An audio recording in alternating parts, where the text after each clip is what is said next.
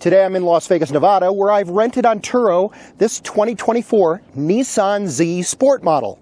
Now, if you're not familiar with the Nissan Z and the different trim levels, the Sport model is the base model of the car. Performance is the mid-grade. Nismo is the top of the line. And so for $43,000 in this video, I want to try and answer the question, well, what do you get at that price point? What does its competition look like? And should you put this on your shopping list to buy one if you're looking to buy a sports car in that $40,000 to $50,000 range? All of that's coming up in this video.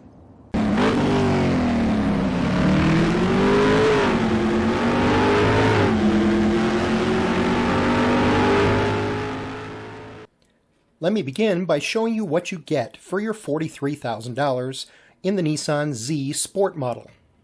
The Nissan Z is a front-engine, rear-wheel drive, two-door, two-seat sport coupe. The vehicle is equipped with a 3-liter twin-turbo V6 that makes 400 horsepower and 350 pound-feet of torque. Infiniti also uses this same motor in their Q50. This particular sport model is equipped with the 9-speed automatic transmission. It's a Mercedes-Benz derived transmission, but it's also available in a 6-speed manual. The Sport model comes with 18-inch aluminum alloy wheels all around. On the inside, you get an 8-inch touchscreen display that includes Apple CarPlay, and as you can see here, a backup camera.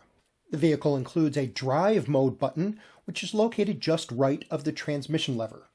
This button toggles between two settings, Standard and Sport mode.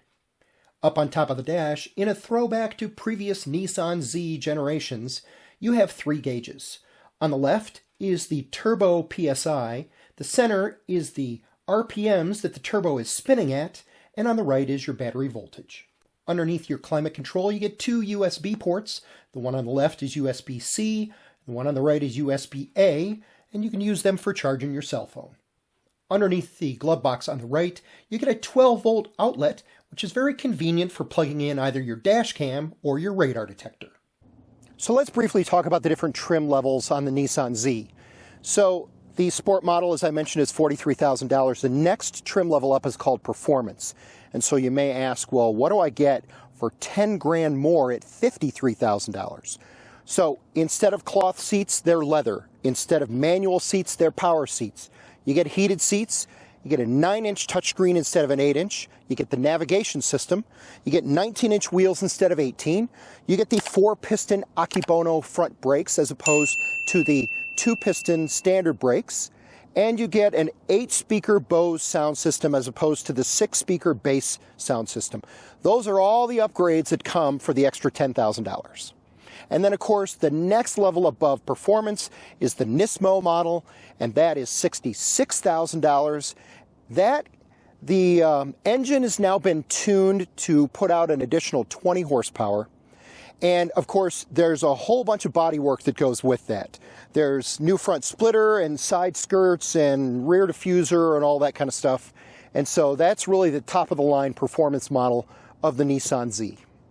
I rented this Nissan Z Sport model from the owner on Turo for 2 days. If you're curious, with fees and insurance, it comes to about $175 a day.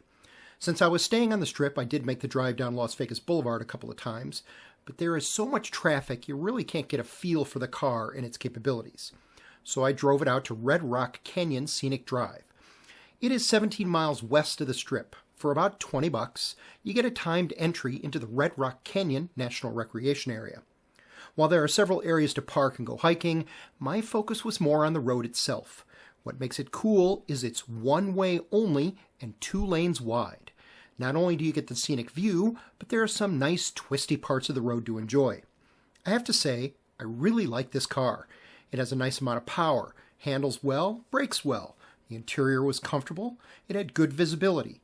The only real concern I had was when applying the power. If you got into it too much, the rear end broke loose. So I had to be careful about how much power I applied, and I made sure I only did it when going in a straight line.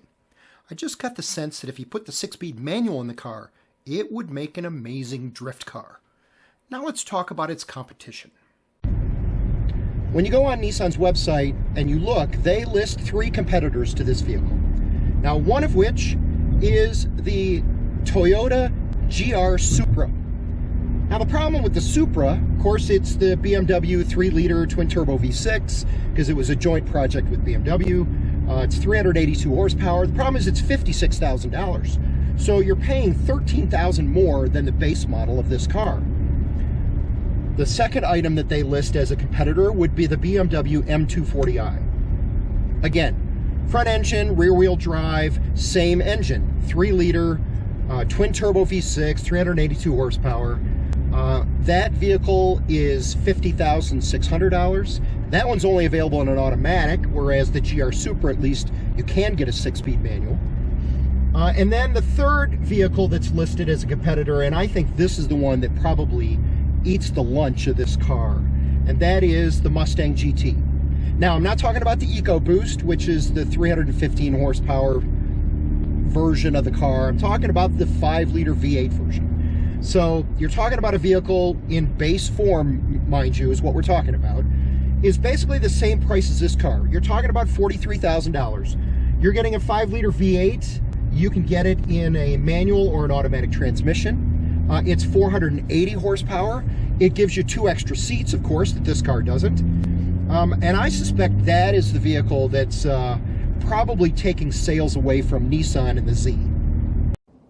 And that concludes my video on the 2024 Nissan Z Sport model. I think for $43,000, you really get a lot of car for the money. I think it's a beautiful design. I think it's a lot of fun to drive. Now, this particular car is missing the 2 things I wish it had. One would be a 6-speed manual transmission, and the other, which all the sport models lack, is a limited slip differential. And I found in driving it, boy, you get into the throttle 50% or more, and the back end just wants to step out on you. And I think that limited slip differential would certainly help with that. So, what do you think of this car? If you were shopping for a car in that $40,000 to $50,000 price range for a new sports car, would you consider buying yourself a Z? Drop me a comment below. Let me know what you think. My name is Tom Straub. You've been watching Find the Right Road. If you enjoyed this video, please click the like button and consider subscribing to my channel. Thanks, and we'll catch you next time.